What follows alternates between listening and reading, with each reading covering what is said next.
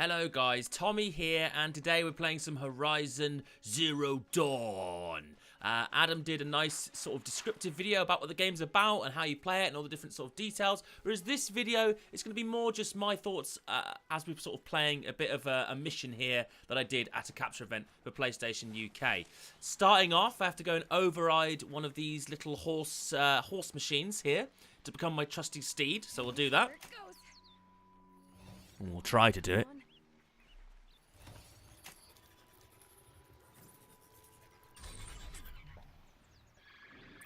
So there we go, he's overridden, and now you can mount him and ride him around. You can probably, well, you definitely can override other machines as well, and have them do your bidding per se. I don't know if you can ride them all, but there is evidence that you'll be able to override a flying machine at some point and fly around the landscape. There is evidence of that. There is evidence of that. So we look forward to doing that. There you go. She says, I look forward to overriding all kinds of machines. Probably can't ride them all, but I might find a use for them. Anyway, we're going to continue on with my mission here. So my mission is to go talk to a lady called Maria at Mother's Crown. This is one of the main missions. But as I was going there, Aloy, the main character, she says, I'm picking up a signal. And there you can see I'm using my scanner device to pick up a signal over there. And she says, was that a tallneck? Could it be where the signal's coming from? So I'm like, yeah, okay, we'll go and investigate that. I mean, it's an open world game. You know, quests are going to pop up here and there. So here we are, skipping along a bit as we approach the tallneck. There he is. Beautiful.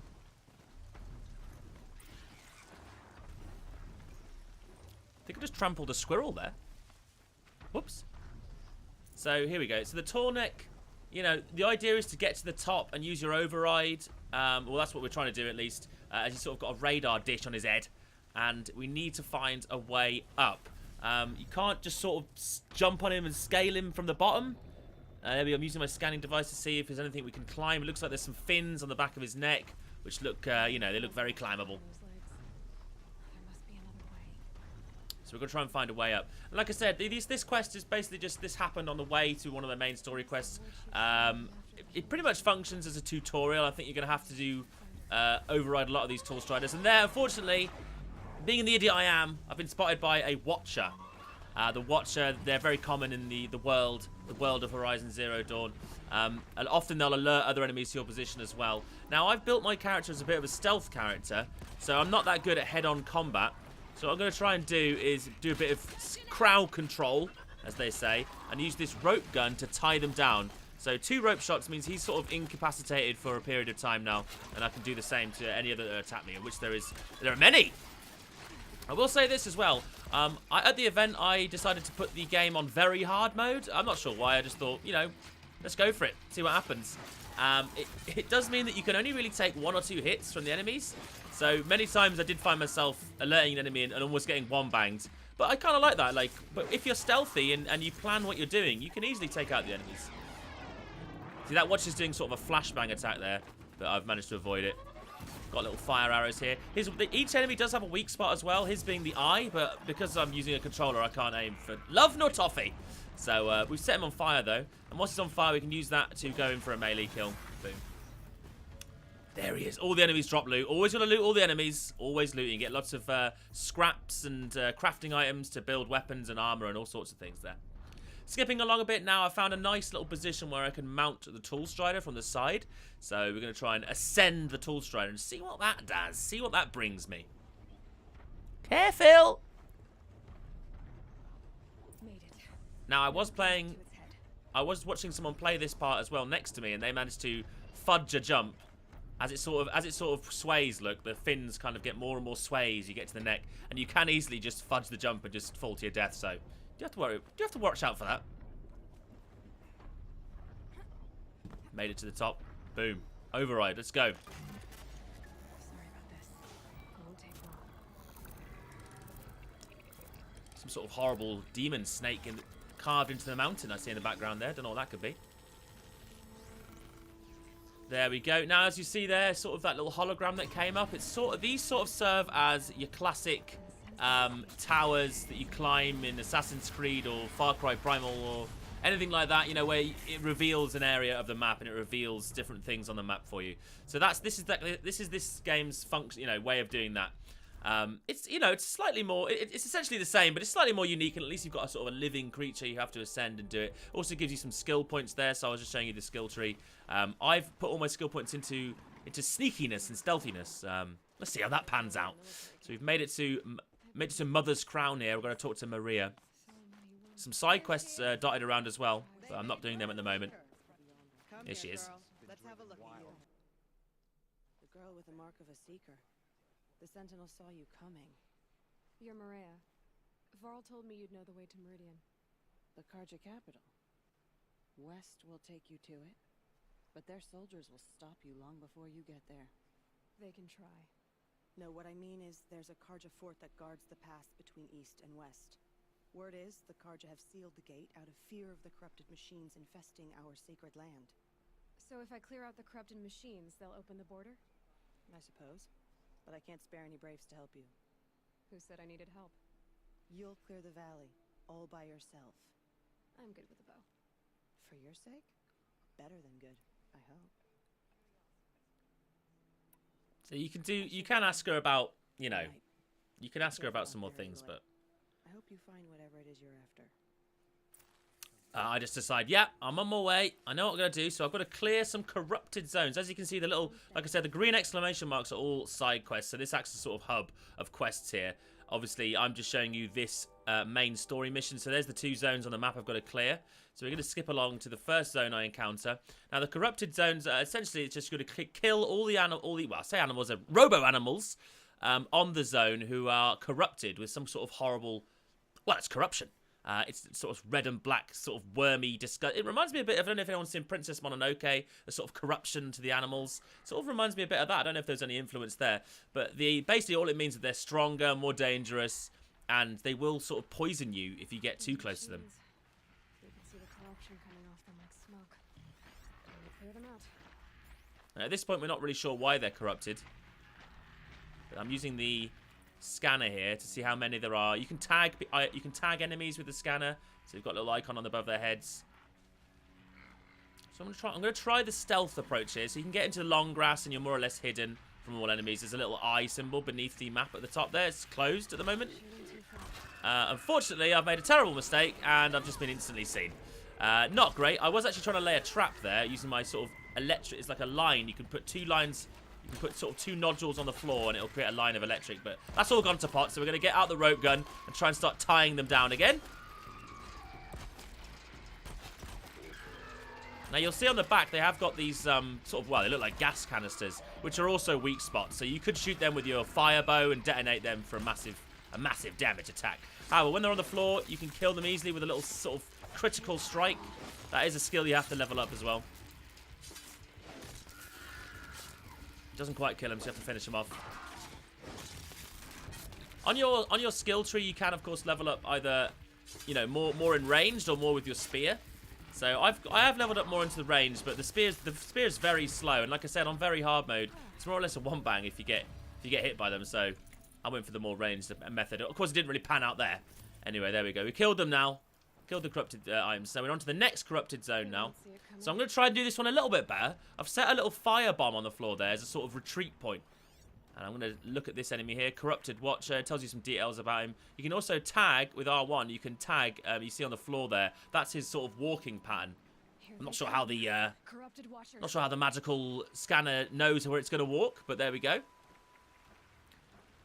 I mean, it's not quite 100% accurate, as you can see. That one's sort of gone off. Oh, no, there's this one I've tagged. Okay, here we go.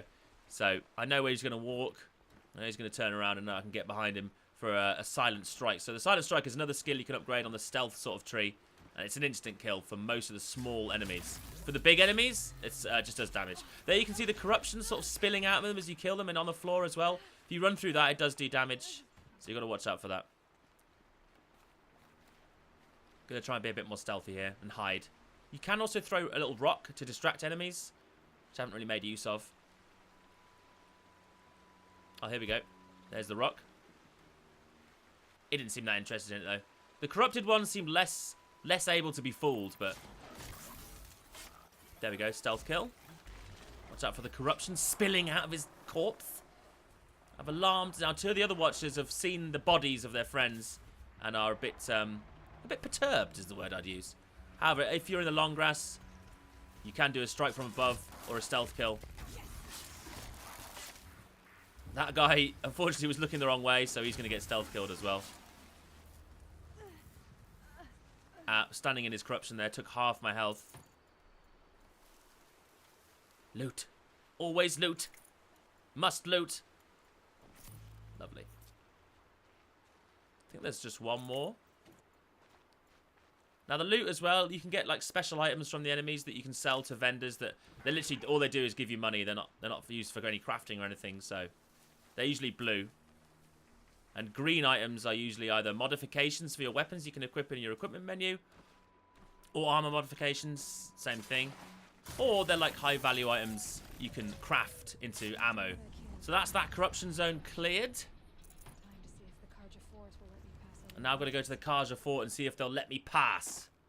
Let me pass into the next section of the map. So here we take a look at the skill tree. The Prowler on the left there, I put a lot of points into that. That's all about stealth and, you know, just surprising your enemies. Brave, that's more about head-on attack sort of abilities. Forager, that's improving your healing and gathering abilities. So it's good to get a balance of all of them, but I've gone mostly for stealth here. I'm going to skip on a little bit into this icy zone. Heading up to the Karja Fort, which we need to go there, and it's sort of a gateway to the next zone on the map. So that's why we're heading over there, because we're looking to go to a place called Beridian to essentially find out who our mom is. I don't want to spoil too much of the story, but you know, it's all about it's journey of discovery for Aloy, and I'm sure it will take her on many, many adventures on the way. So I'm just gathering up. You see now, you see I was gathering, it says 9% health added to a medicine pouch. So a lot of the herbs you gather, they sort of add into that green bar beneath your health. And you can use that to heal yourself. So I've made it to the fort. And I've noticed that there's a bunch of bad bastards outside it. A corruptor. A corruptor. Who's not a nice guy, it's got to be said.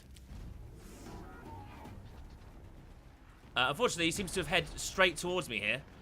And I'm now alerted, so this is a problem. So it's a corruptor with several little corrupted watchers. Now the corruptor is obviously the machine that actually corrupts the enemies. Put a little bomb down there. But I'm going to have to fight them head on, which, as I said before, isn't my build's strength, really. And that thing could jump, as you've seen. It's very fast, very powerful. You don't want to get hit by him. Stunned him there with the shock wire. Gonna go for a critical hit. Unfortunately, the little watchers are a real problem. See, that hit just took me down to 2/3 of my health. Again, this is very hard mode, so I'm not sure they won't do that much damage on the normal mode. Stunned him, so I'm gonna go for a critical hit. Unfortunately, I got stunned by the corruptor. There we go. Managed to take out one watcher.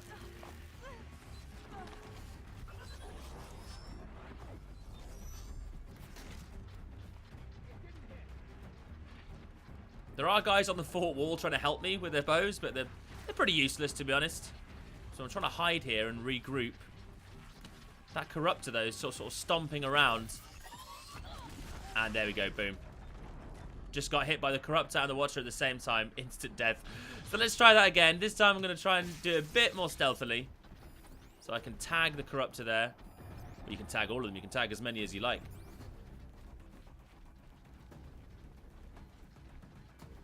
I want to try and get into some of the long grass cover. A corruptor. Turn back, girl. These machines are dangerous.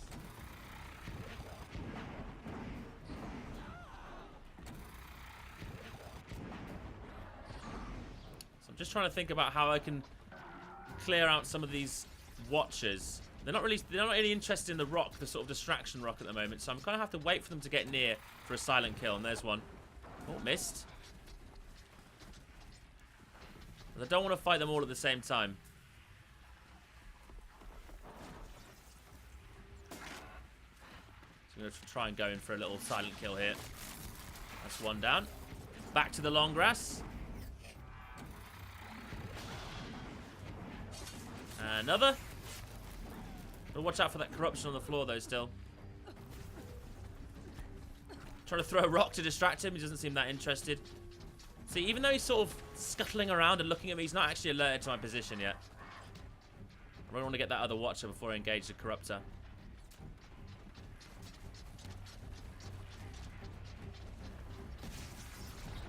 going to try and sneak up behind him. It's not really panned out. I think we can kill him before. Look at that. He's done all my health there. Going down to 10. 3 HP. And I used a healing pot. That wasn't the healing pouch. That was a special potion. You can craft those. So we got rid of all the watchers. And I'm still damaged by the corruption. So I'm going to pop my heal as well. And now we're going to fight the corruptor head on. No stealth. He just jumps right on top of me. I'm trying to use the shock wire to create a little trap. It's not really panned out. It's hit me to half health. Again. Head-on combat, not my speciality, and certainly not on very hard mode. Using the rope gun here to try and tie him down. He needs the bigger the enemy, the more ropes you're going to need to stun them for a while. So there we go. He took about 4 ropes. And we've got a sort of grenade launcher here, which I'm going to use. The grenade sling. Which is obviously very good for head-on combat. These are quite costly to craft, though. But this is a boss, essentially, so I'm going all out. Here we go. Oh, gotta dodge that big rock throw. Boom. Slow-mo sliding kill to finish. Stylish as you like. So there you go. He's dropped some. He dropped some loot there. He dropped a modification. 16% tear coil. So what that's going to do, you can equip that on your rope launcher, and it's going to make the duration that it stuns enemies longer. Loads and loads of loot and all sorts of items on the floor here before I go in. Gotta loot everything, guys. So this is going to be coming up to the end of my little mission here. So you go into the Carja Fort, and then beyond the wall, you know, who knows what lies there. But we weren't actually allowed to go past there. This is as far as I can go for now. I'm just having a look through some of my armor and stuff. Now, this is the way you can upgrade your satchels to carry more items, because I noticed that I couldn't get that modification because I've got too many in my bag, so I upgraded my satchel to get some more. Will you open the gate for me now? You heard her. Open the gates and send word to Captain Balon. Where are you headed, girl? West to Meridian. More loot to be had. So like I said, this is coming up to the end of the playthrough. I'm just going to talk to this guy. The Way of Broken Stones is a hard run, even in the best of times. You might want to have a word with Captain Balon. He came from Meridian not long ago. You find him in the fort, on a balcony to the left overlooking the valley. Okay, thanks. We're the ones who should be thanking you for taking down those machines. Walk in light, Nora. So Nora is the tribe she's from. It's not her name. Her name's Aloy. So there we go. That was that quest, Secret the Gates. As you can see on my map, I have to go deep into uncharted territory. And who knows what monsters await there. Who knows what giant creatures and what mysteries are there to unfold. I guess we'll find out in the full game. Thanks for watching, guys. And I'll see you in the next one.